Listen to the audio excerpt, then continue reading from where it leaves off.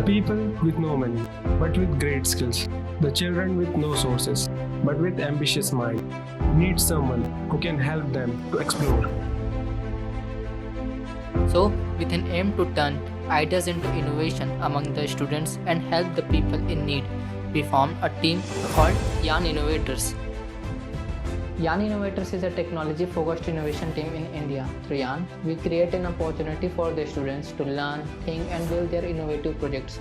Also, we make them aware of technologies used in this era. Our motive is to turn the students from zero to hero in the field of technology. We train the student from scratch and make them ready to build their real-life projects. Also, we enhance their technical and communication skills so that they can also work with us.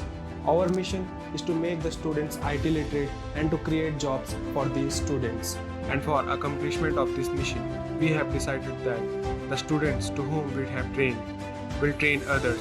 That means every student will train other 2 people and those will train further 2 and so on. In this way, a chain will be created and we can train more and more people in a small amount of time with less effort. Apart from training, also we work on finding solutions of real life problems. We first took feedbacks from the people and that feedback is about what are the problems they face in their daily lives. After taking feedback from the people, we first examine if the problem is feasible to find its solutions. If yes, then we deal with the algorithms components that can be used to solve those problems.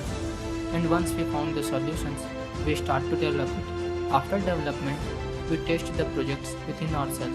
Then we test them in the public and take the responses. If the responses are positive, then we implement this project publicly. And the most important person who always motivated us in this initiative is our professor, Mr. Amit Awasthi sir. For me, it's been an honor to be a part of Team YAN and also to be a professor of these innovative students. I wish them for their good work and better future. I'm always there to motivate them.